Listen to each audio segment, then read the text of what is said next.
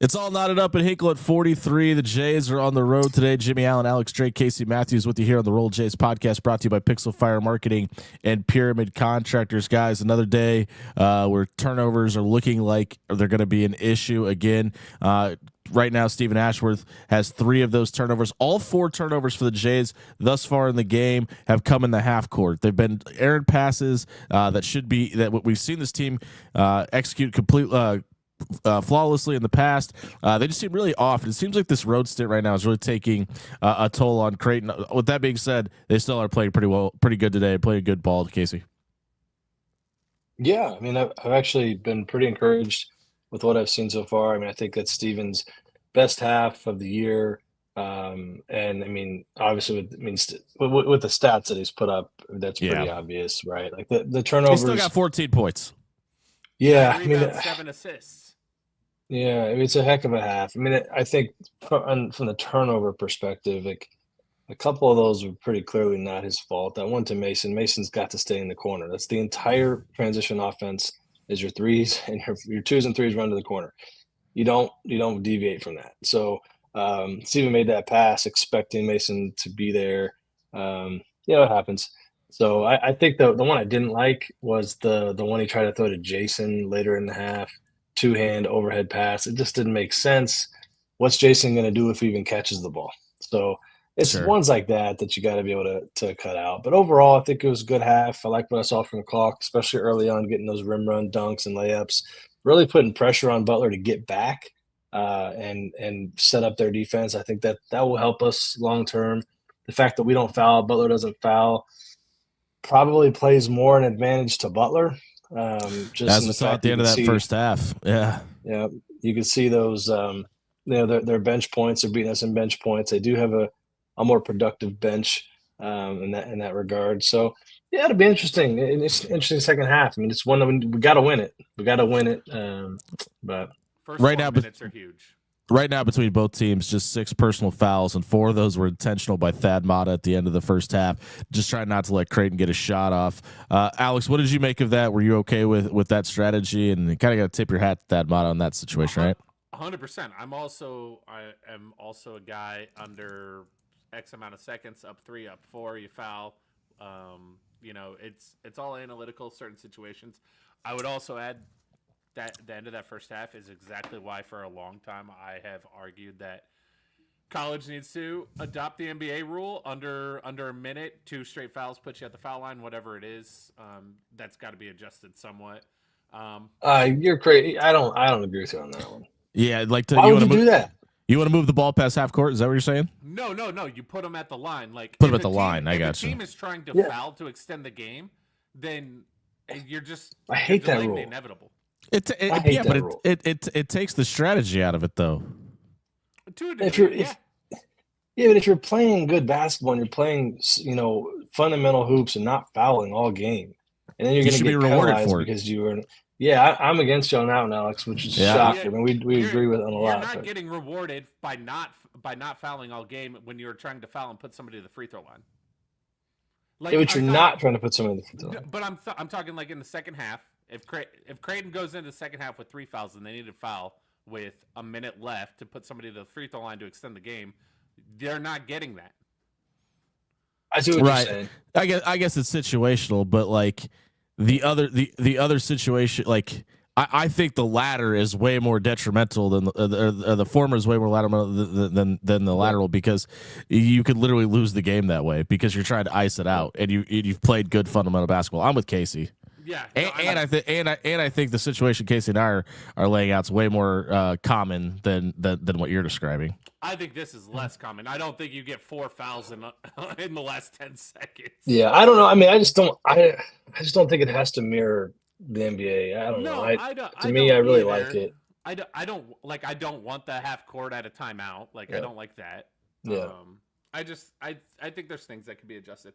As far as the game goes, I don't know if I've ever seen a game with that few fouls called. Like that. It's pretty impressive. When I looked up after the third foul, I was like, what's going on? Like it wasn't making sense. I like the pace. To Casey's point, I think it can favor Butler. unless Creighton gets on one of those runs that they're known to get on, right? We've seen Mac. What?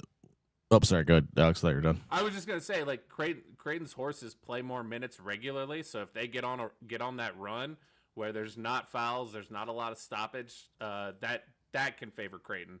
But if it gets into where there's just not a lot of fouls and we are still stopping for whatever reason, I don't know if that favors Creighton.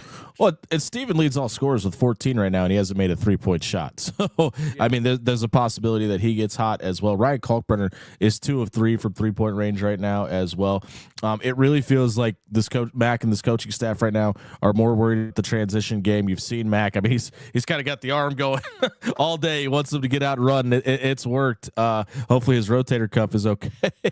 But right now, it kind of feels like they're going to take the threes if they come to them, but this team wants to play in transition. They want to get out and run this entire second half. Is that what you're expecting as well, Alex? Yeah, I mean, I think Creighton has to run right now. But I wanted to ask Casey. We've asked Casey this before in different instances, but Casey, Hinkle has been a place that Creighton has struggled at times. And I don't know why it seems like we always draw an early game in Hinkle. Like, what is it about Hinkle? Yeah, it's a great place. Yeah, it's a really cool place to play. Obviously, very historic. It's interesting. It's very different, right? I've got a lot of memories there. We won our first game to go to the Sweet 16 there, but then turn around a couple days later and lost to Gonzaga there. There's a few things that I play into which are total excuses. I'm not being shy about that. But the locker room is when you leave the court, you got to go downstairs. Okay. You walk through the Butler's football locker room, and then you make your way into. It depends on the day. Normally, I think it's like the softball locker room, and that's the locker room that they give us. It's super tiny, and then down the hall is another like classroom, and that's where you meet to watch film and stuff like that. And so, again, it's an excuse, but it is a little different. It's a little different vibe just from that regard. Throws you out of your normal. But yeah, it's weird, right? And then, to go up, you got to go up the stairs and back to the court. So it is a little bit different in that regard. I mean, I don't think that's why we lose. I just think it's a tough place to play. I mean, obviously historic and all those things, but I don't know. There's just something about certain arenas and certain places where it's like, I mean, CHI is hard to come in to win at, right? Yeah. But I don't know. We haven't had an overwhelming amount of success there for sure. I think I won there against Butler one time in 5 years. So, yeah, it's not my favorite place. Hey, we should mention it's hard to win anywhere on the road in the Big East. Yeah. Hinkle has a lot of natural light coming in, don't they? Yeah, yes. That's the whole gimmick is it shines through once it gets past noon in on the court. But they've actually added last season they actually added tint to those windows to try to help with that issue. But as much as tint the fans are on top of you. On the end lines as well. Like it's a really, really cool place. Even though we lost there, I always liked going there. I went to the skill challenge there in 2015 during the Final Four. It's a very cool arena. Yeah. It's a cool place. Creighton has won the last 2 inside that building, though. We'll see if they can make it 3 in a row. Don't forget, you can donate to Creighton's NIL Collective, the Bird Club, by scanning the QR code in the top right corner above Casey Matthews' beautiful face. All of your proceeds will go to donate towards your favorite Creighton athletes, as well as benefiting this podcast as well. We'll wrap it up with this, guys. Casey, key to success for Creighton to win this game in the second half. I think limit them to one shot. We got to clean up our defense. I really was not happy at all defensively. Got to guard the ball and keep them to one shot offensively. Alex Drake? Yeah, defense is huge. That they let them back in. There was a chance for us to kind of stiff arm them and extend that lead. And then I think you got to continue to find creative ways for Steven to score. You see a lot of teams running him off the 3-point line now, and so he had some back cuts and back picks set for him that got him to the lane. He had 2-and-1s. I think you got to see a little bit more of that, but I'd like to see that also for other guys as well, not just Steven. Yeah, I'm with you. I think the transition offense has got to be a lot better. Transition defense has got to be a lot better too. They've let some leakers off outside of the arc, and you can't really just let free runners to the basket go and find open passes. So we'll see what happens. Jay's tied up at 43-43 with Butler at Hinkle. Alex Drake and I will be back on 1620 The Zone for Blue Jay Overtime. Hopefully you can join us tomorrow when we do, or excuse me, on Monday when we review this game on the Roll Jays podcast. For Alex Drake, Casey Matthews, I've been Jimmie Allen. Go Jays. We'll see you after the game. Go Jays.